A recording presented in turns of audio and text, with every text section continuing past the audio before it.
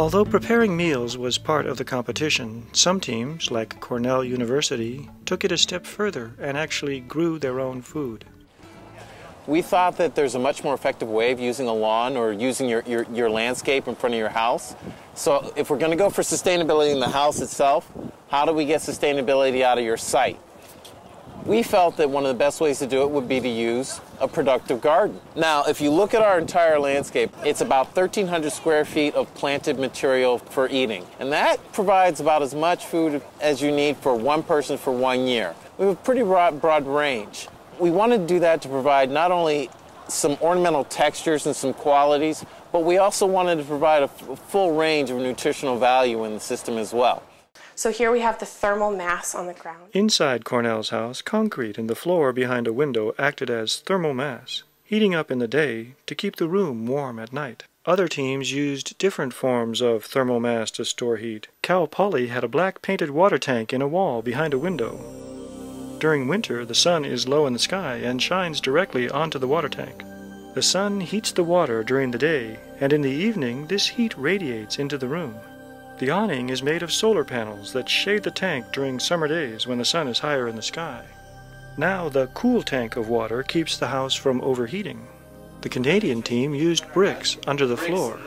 These bricks show how thermal mass can store both heat and coolness. Say we're in July, okay? We're expecting a cool sort of evening and night, and then the next day we want to air condition. So we have a very large fan out in the back that sucks in these huge volumes of air that you just pass underneath the floor and go over the bricks. There's bricks the entire length of the house. Cooler outside air is blown over the bricks, and as the evening progresses, they cool down. By the next day, you have to air condition your house. So what we do is we take the air from the space that's getting heated up by occupants or just by the sun beaming in, that's sucked into the floor, passes over these bricks which are cooler, and then the air temperature drops by a good 6 to 8 Fahrenheit. The air blowing across the bricks cools before reaching the air conditioner, in this case a heat pump. And the heat pump finishes the job. But now it has less cooling to do, so it lightens the electrical load on it and lightens the wear and tear. The Michigan team used air flowing through the walls to both heat and cool their house. Outside air enters at the bottom of the wall, is warmed by the sun and rises into the living space. This type of passive solar heating system moves air through the building without using fans. It's called a solar chimney. The Spanish team took advantage of the large amount of heat released when materials change from a liquid to a solid. Those are the phase-changing gels, and the way they work is when it is hot, they absorb the heat becoming liquid, and when it's cold, they release the heat becoming solid. So that's why they're phase-changing, but they keep their temperature. For the fifth straight day, the sun refuses to shine, forcing the teams to reevaluate their strategies. I'm looking at the scores here. We've got real-time updates about every 15 minutes. Competition that we're taking the biggest hit in is getting around. Out of 20 possible points, we got 4.5. Colorado got the full 20. Colorado drove 75 miles. So if you look at their energy balance, Colorado has the worst. They've dropped down the most of any, that their batteries are drained. Well, in a way, we should have driven less yesterday so we could drive some today.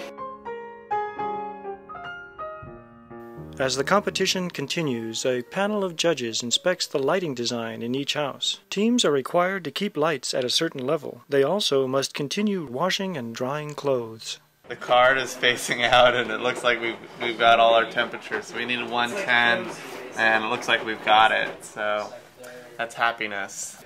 We had a hard-earned lesson on Tuesday because we basically put in a lot of energy into drying the towels, and it still wasn't dry enough when we checked it in.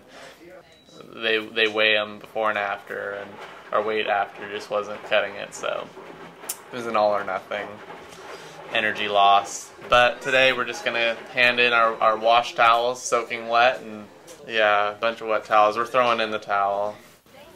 The continuing rain and cloudy weather forced teams to choose carefully which tasks to focus their dwindling battery power on. The Puerto Rico team was dancing both indoors and out to stay warm and raise the temperature inside their house. With only 2 days before the final scoring and Virginia Tech still in the lead, the University of Colorado jumped from 5th to 2nd place, pushing Cal Poly back into 3rd.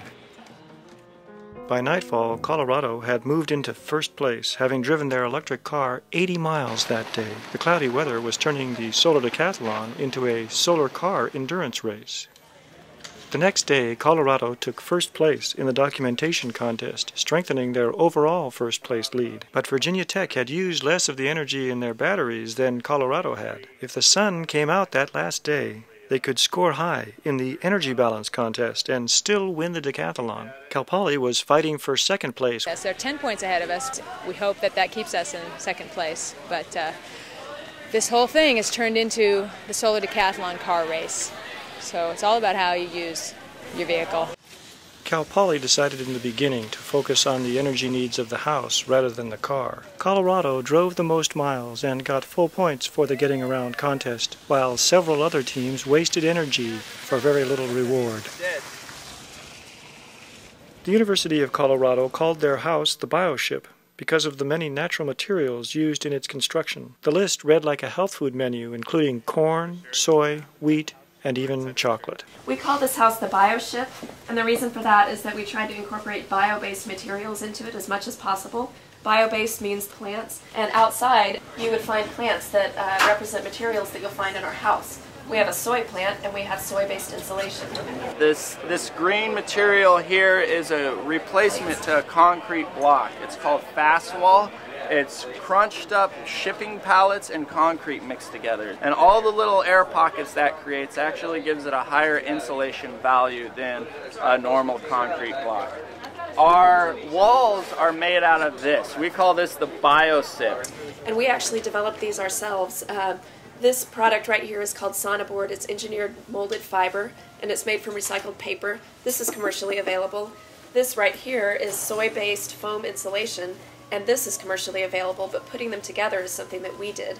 All of our plastic silverware is corn-based, and our bedding is made out of corn fiber. The windowsill behind this window here is a sunflower shell windowsill.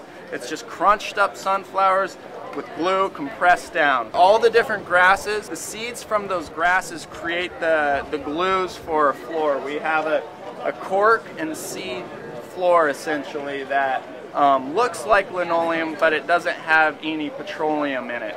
We also have our solar electric array. That's a big part of the competition. We have 34 panels made by SunPower, and it's a 6.8 kilowatt array. It's a very large array for a residential system. Even for a house twice this big, that would be a very large array, but that's the competition. So we have a real large solar array. We have 40 batteries, also very large. So we have a lot of great solar systems, and they are definitely being used to the maximum right now since we have no sun and we're trying to optimize everything as much as possible. Not all teams had solar electric systems as large as Colorado's. Cal Poly had a much smaller battery bank and only 4.9 kilowatts of solar panels. The Missouri-Rolla team also had a smaller system and combined their solar electric panels with their solar thermal panels, running hot water pipes through their copper roof behind flexible photovoltaic panels. Instead of batteries, the New York Institute of Technology used a fuel cell to store energy. This is the hydrogen generator. This is actually what's taking the water and power from the photovoltaic panels and turning it into hydrogen gas. Electricity from their solar panels was used to split water into hydrogen and oxygen. Later, the hydrogen could be recombined with oxygen to create water and electricity. And combining them, and then therefore we get electricity for the house. The New York house was divided into 2 sections, one called the green machine and the other the blue space. The green machine is made from a recycled shipping container.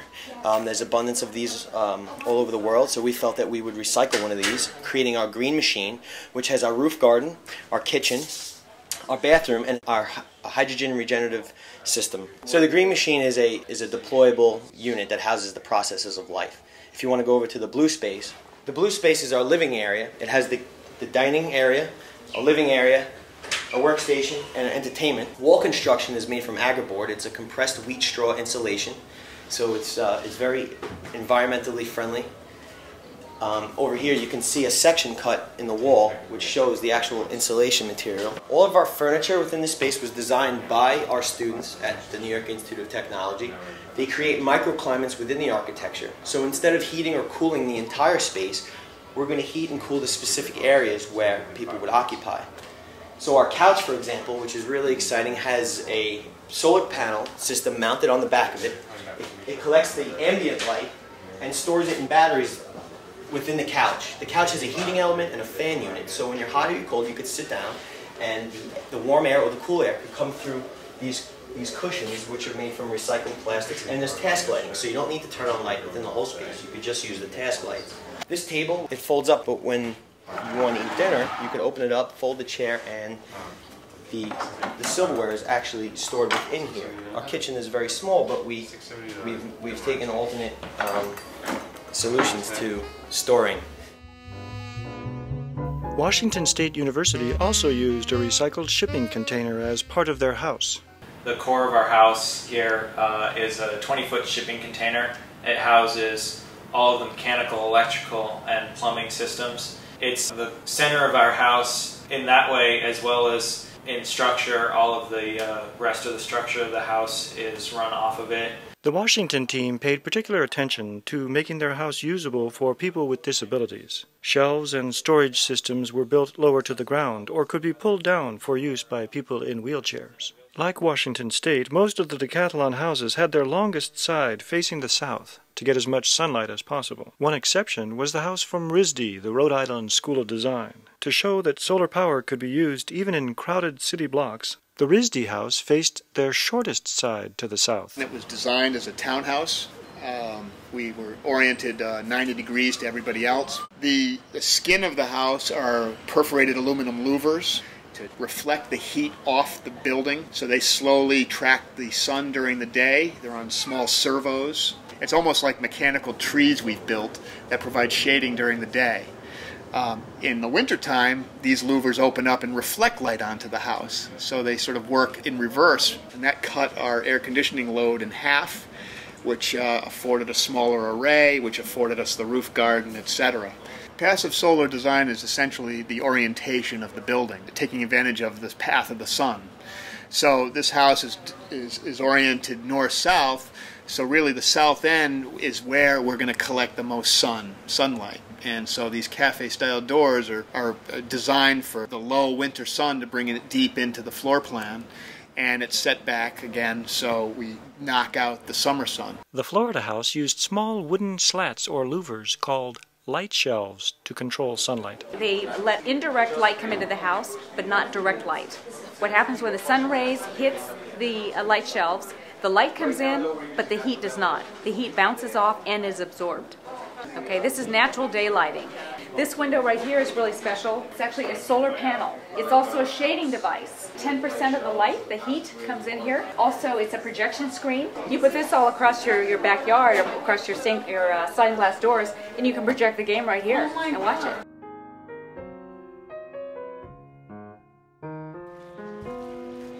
On the last day of the competition, the teams gathered for a final lap around the mall, the last event before the announcement of the overall winners.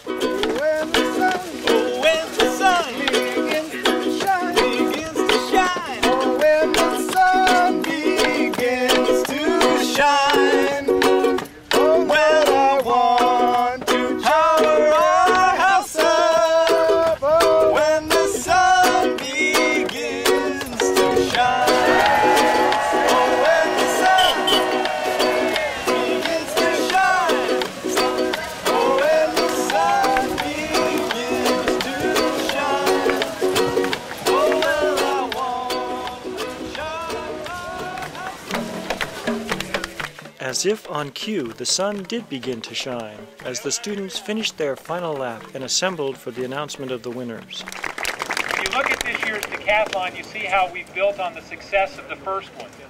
The podium set up at the bioship signaled the crowds that the University of Colorado had taken first place overall. Cornell University beat Cal Poly out of second place. Still, Cal Poly successfully completed more contest tasks than any other team. They were very consistent in spite of having one of the smallest PV arrays here. Please join me in congratulating our third place winners, the team from Cal Poly. Thank you, everyone. We'd like to congratulate, obviously, Colorado for a job well done on their first place. And I also wanted to put a word out to a team like NYIT, who's using something as daring as a fuel cell, hydrogen fuel cell as their storage medium. I think that shows a lot of courage, and just all these awesome, innovative designs. I'm going to shamelessly borrow all the good ones I see. So, thanks again. Well, let's congratulate the back-to-back champions of the Solar Decathlon, the University of Colorado.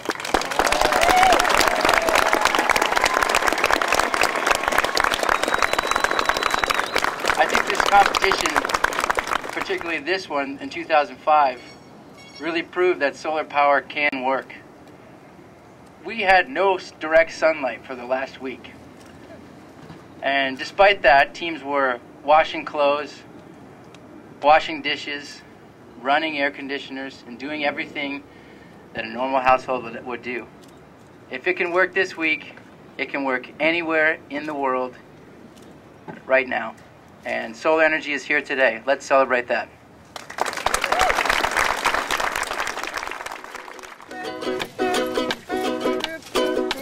The teams had one last gloriously sunny weekend at the National Mall before disassembling their homes and transporting them to their final destinations. The bioship became a private home in Longmont, Colorado.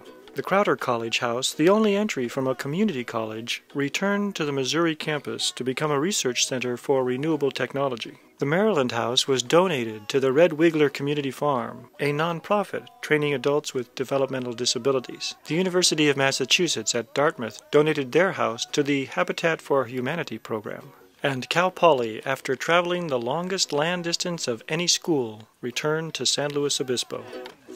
The house became a research laboratory for renewable energy on the Cal Poly campus, helping train the next generation of students to harness the energy of our nearest star, the sun. When the sun begins to shine.